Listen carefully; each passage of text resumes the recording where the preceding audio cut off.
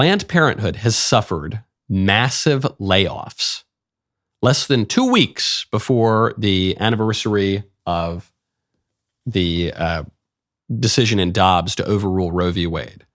This is 2 weeks before, according to the Boston Globe. More than 100 employees of Planned Parenthood's national staff received notice that they would lose their jobs. Why are they losing their jobs? Is it because donations to Planned Parenthood dried up? No. Donations to Planned Parenthood spiked. After Dobbs, that was a major historic fundraising opportunity for Planned Parenthood. They took advantage of it. Every big lib in the country was saying, give your money to Planned Parenthood. So they had the money, but demand cratered. They no longer had the customers. They no longer had quite so many mothers coming in saying, hey, I'm in a desperate situation. And then these predators at Planned Parenthood say, oh, I've got the answer. Murder your baby and give us a little bit of money for it too. We'll do the hit job if you just pay us. That's the problem. It was not a matter of funding. It was not a matter of investment. It was a matter of demand. Demand totally cratered. And here's what the staffers are saying and telling the Boston Globe.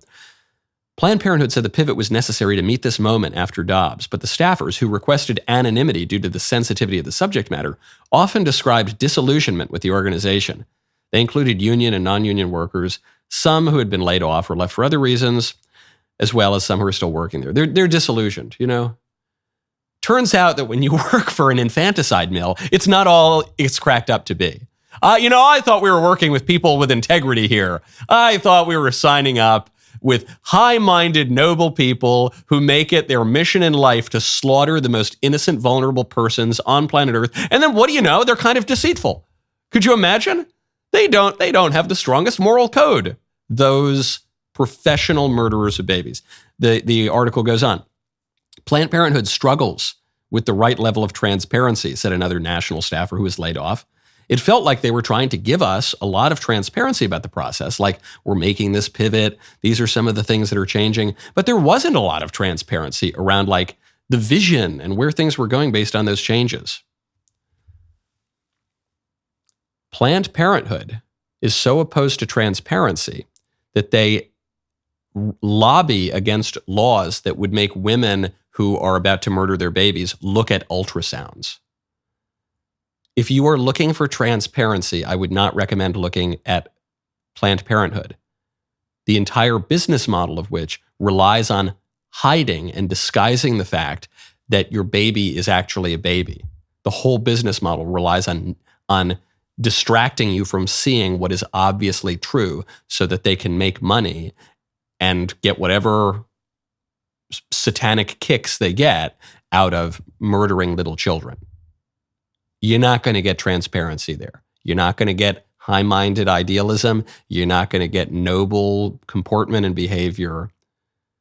And now, you're apparently not going to get a job.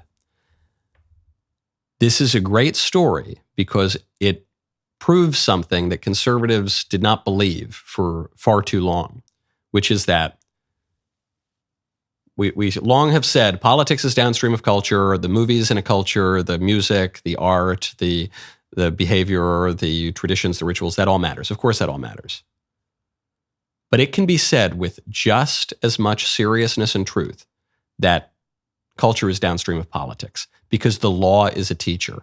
What happened here? Right now, go to genucel.com/Knowles. As you might know, we are big fans of our friends over at Genucel, especially the founder, who's a Coptic Christian from Egypt who fled and came over here for the American dream. Their product is fabulous. Don't take my word for it. Ella from Rockford says, quote, I have both age and acne spots, and this stuff is actually fading, both of them. This serum is worth every penny. Ella is raving about the famous dark spot corrector from Genucel, a must-have after months of record heat and humidity. Sunspots, brown spots, discoloration, even red inflamed patches all disappear in front of your very eyes. Here's the Genucel amazing guarantee. You will see results on day 1 or your money back. If it happens on day 2, you could get your money back. Take advantage of Genucel's most popular package, which now includes the dark spot corrector plus the classic Genucel eye, bags, and puffiness treatment with immediate effects, all at about 70% off. Right now, go to genucel.com/Knowles. Knowles start looking years, even decades younger tomorrow. Say goodbye to dark and liver spots, bags and puffiness under the eyes, and crow's feet at genucell.com/Knowles. That is genucell.com/Knowles. What happened here is not that people got together and they just had a change of heart organically from the culture and society, and so they decided to stop killing their children. It's that the heavy hand of the law came down and made it much more difficult to murder children, and then fewer people did it. That's what happened. You know, sometimes we've been told by the politics is downstream of culture fanatics, who make an idol out of that concept, that actually if you pass a law, that's not going to change anything at all. No, the law doesn't affect behavior. The law doesn't create incentives. No. Unless the change in law is motivated by just a change in culture, which springs up organically from the society, then it's not going to have any effect at all. Well, here's proof that that's a lie. That isn't true.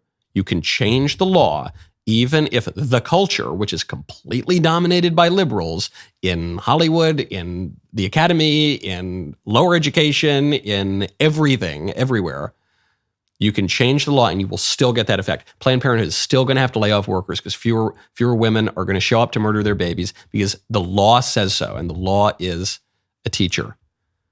What liberalism does, classical liberalism and libertarianism and modern liberalism and all of its derivations, what it does is it tries to depoliticize everything. So it creates these contrasts between, politics and culture. The law, the government, and society and free associations. But we live in a republic. We live in government of the people, by the people, for the people, at least in theory. So what's really the difference between those two things? That distinction gets a little bit blurry. It gets a lot blurry, actually. And really, what that distinction serves to do is merely a polemical purpose to discourage authentic political action and to disguise authentic political action under the guise of it being depoliticized through the economy or just through private business or just through the culture. Do you really believe, this is what some of these people would say. They would say that when Google, Twitter, and Facebook completely dominate the public square and cut out conservatives from speaking and censor all sorts of ordinary things and true things, even right before an election, they censor the Hunter Biden laptop story and it changes the results of the election according to post-election analyses and surveys. But what these types of people will say is, well, that wasn't a political action. That was just private enterprise. That was just private businesses doing whatever they want to do. That's not political. And if you don't like it, build your own Google, build your own Twitter. What are you talking about? We live in a self-governing republic. If you can control the public square, you control the political order. What Google, Twitter, and Facebook did is intensely political. It's some of the most overt, heavy-handed political action I've ever seen in my lifetime, maybe in the history of the United States. And it's even more insidious than some authoritarian government worker doing so, because Facebook, Twitter, and Google have even less accountability, even less transparency, and they're not obliged to uphold the principles that we have passed, that our forebears have passed and ratified into law, the protections of the Constitution and laws in many cases. The law is a teacher, baby. It works, and it has real, crucial, urgent effects. It's saved hundreds of thousands of babies' lives. There will be hundreds of thousands of people from this year alone who will be born because some justices on the Supreme Court decided to change the law. Culture be damned. No, actually, culture be changed for the better because the culture is affected by the laws. Boy, what a great clip that was. Now, make sure that you subscribe to the Michael Knowles YouTube channel. We'll see you next time.